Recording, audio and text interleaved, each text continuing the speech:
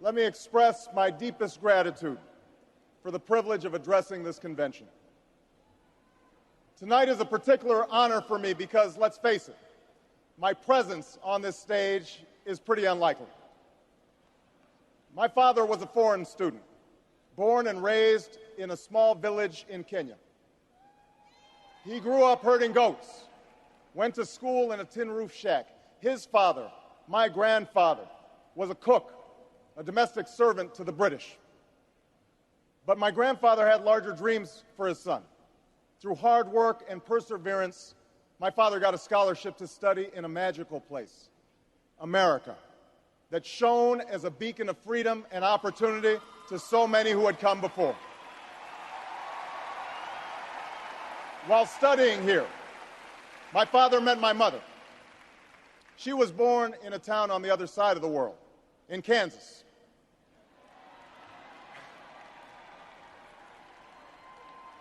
Her father worked on oil rigs and farms through most of the Depression. The day after Pearl Harbor, my grandfather signed up for duty, joined Patton's army, marched across Europe. Back home, my grandmother raised a baby and went to work on a bomber assembly line. After the war, they studied on the GI Bill, bought a house through FHA, and later moved west, all the way to Hawaii in search of opportunity. And they, too, had big dreams for their daughter. A common dream born of two continents. My parents shared not only an improbable love, they shared an abiding faith in the possibilities of this nation. They would give me an African name, Barack, or Blessed, believing that in a tolerant America, your name is no barrier to success. They imagined me going to the best schools in the land, even though they weren't rich, because in a generous America, you don't have to be rich to achieve your potential. They're both passed away now. And yet I know that on this night, they look down on me with great pride. They stand here, and I stand here today, grateful for the diversity of my heritage, aware that my parents' dreams live on in my two precious daughters.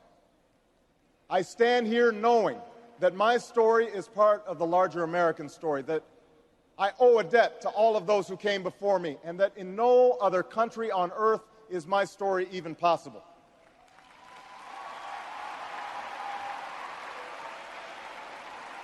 Tonight, we gather to affirm the greatness of our nation, not because of the height of our skyscrapers or the power of our military or the size of our economy.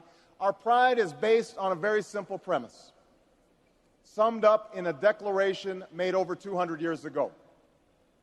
We hold these truths to be self-evident, that all men are created equal, that they are endowed by their Creator with certain inalienable rights, that among these are life, liberty, and the pursuit of happiness. That is the true genius of America. A faith in simple dreams, an insistence on small miracles, that we can tuck in our children at night and know that they are fed and clothed and safe from harm, that we can say what we think, write what we think without hearing a sudden knock on the door, that we can have an idea and start our own business without paying a bribe, that we can participate in the political process without fear of retribution, and that our votes will be counted, at least most of the time.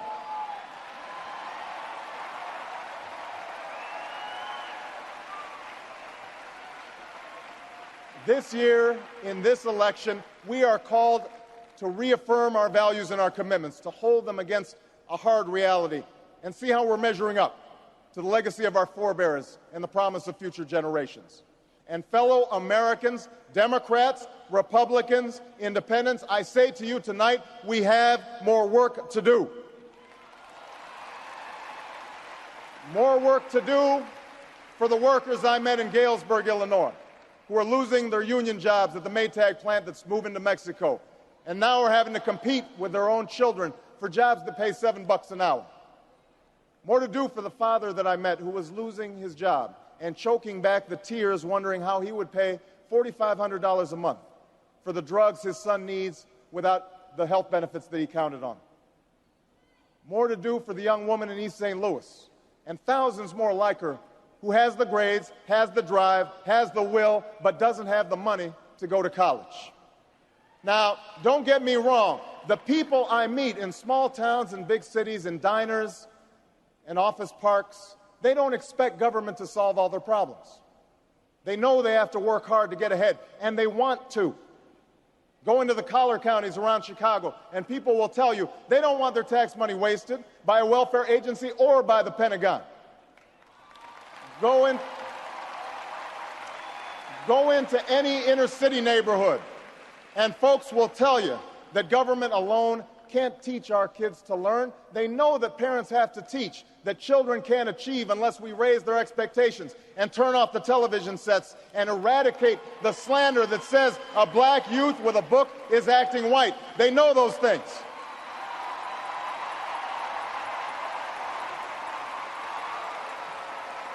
People don't expect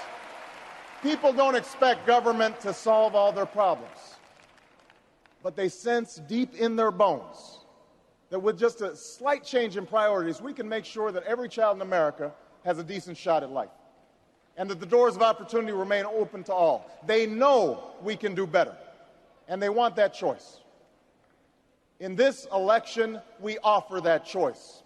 Our party has chosen a man to lead us who embodies the best this country has to offer, and that man is John Kerry.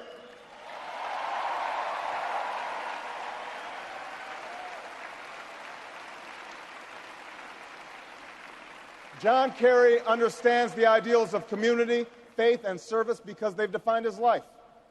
From his heroic service to Vietnam, to his years as a prosecutor and lieutenant governor, through 2 decades in the United States Senate, he's devoted himself to this country. Again and again, we've seen him make tough choices when easier ones were available. His values and his record affirm what is best in us.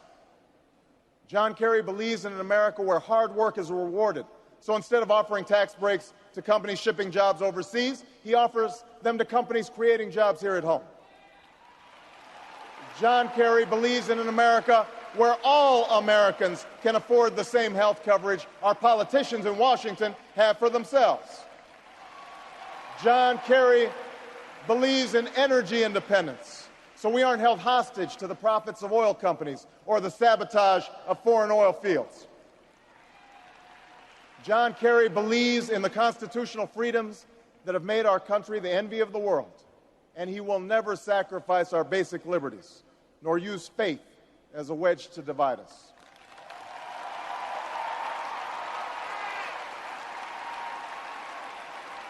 And John Kerry believes that in a dangerous world, war must be an option sometimes, but it should never be the first option. You know, a while back, I met a young man named Seamus in a VFW hall in East Moline, Illinois. He was a good-looking kid, 6'2", 6'3", clear-eyed with an easy smile. He told me he joined the Marines and was heading to Iraq the following week. And as I listened to him explain why he'd enlisted, the absolute faith he had in our country and its leaders, his devotion to duty and service, I thought, this young man was all that any of us might ever hope for in a child. But then I asked myself, are we serving Seamus as well as he's serving us? I thought of the 900 men and women, sons and daughters, husbands and wives, friends and neighbors who won't be returning to their own hometowns. I thought of the families I'd met who were struggling to get by without a loved one's full income, or whose loved ones had returned with a limb missing or nerves shattered, but still lacked long-term health benefits because they were reservists. When we send our young men and women into harm's way, we have a solemn obligation not to fudge the numbers or shade the truth about why they are going, to care for their families while they're gone, to tend to the soldiers upon their return, and to never, ever go to war without enough troops to win the war, secure the peace, and earn the respect of the world.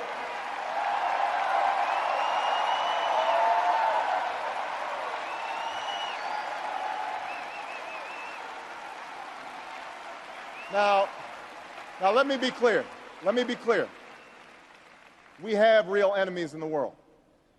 These enemies must be found, they must be pursued, and they must be defeated.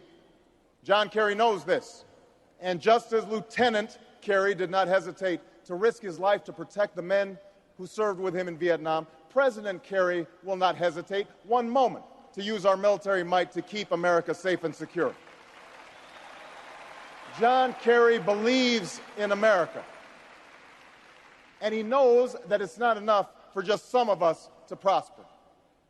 For alongside our famous individualism, there's another ingredient in the American saga, a belief that we're all connected as one people.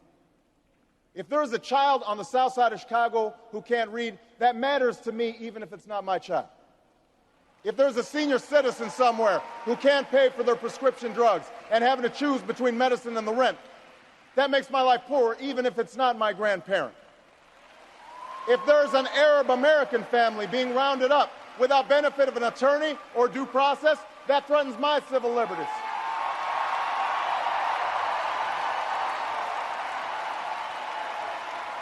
It is that fundamental belief.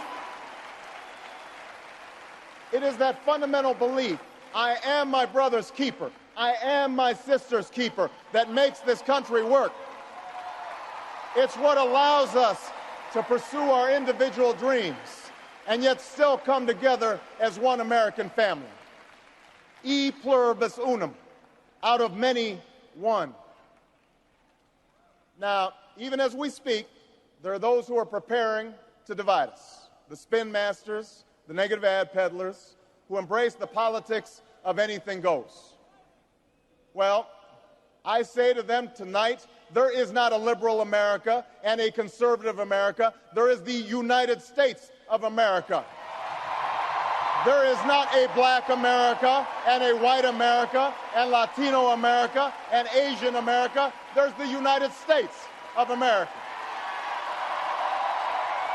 The pundits like to slice and dice our country into red states and blue states, red states for Republicans, blue states for Democrats. But I've got news for them, too. We worship an awesome God in the blue states, and we don't like federal agents poking around in our libraries in the red states.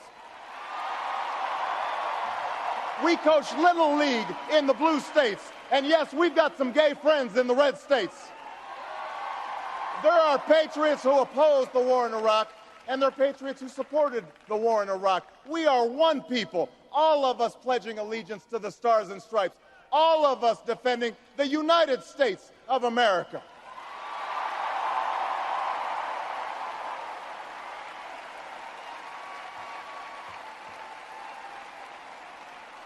In the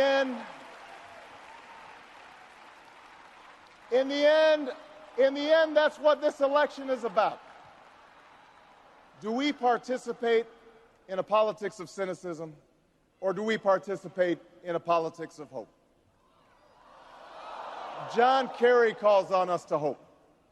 John Edwards calls on us to hope. I'm not talking about blind optimism here, the almost willful ignorance that thinks unemployment will go away if we just don't think about it, or healthcare crisis will solve itself if we just ignore it. That's not what I'm talking about. I'm talking about something more substantial. It's the hope of slaves sitting around a fire singing freedom songs, the hope of immigrants setting out for distant shores, the hope of a young naval lieutenant bravely patrolling the Mekong Delta, the hope of a mill worker's son who dares to defy the odds, the hope of a skinny kid with a funny name who believes that America has a place for him too.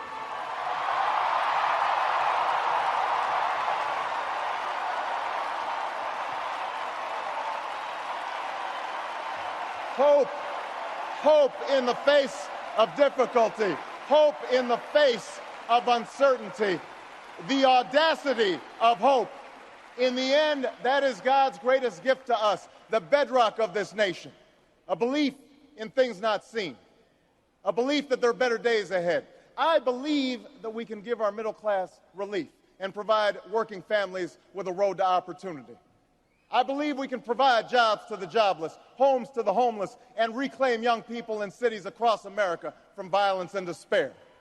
I believe that we have a righteous wind at our backs, and that as we stand on the crossroads of history, we can make the right choices and meet the challenges that face us. America, tonight, if you feel the same energy that I do, if you feel the same urgency that I do, if you feel the same passion that I do, if you feel the same hopefulness that I do, if we do what we must do, then I have no doubt that all across the country, from Florida to Oregon, from Washington to Maine, the people will rise up in November, and John Kerry will be sworn in as president, and John Edwards will be sworn in as vice president, and this country will reclaim its promise, and out of this long political darkness, a brighter day will come. Thank you very much, everybody. God bless you. Thank you.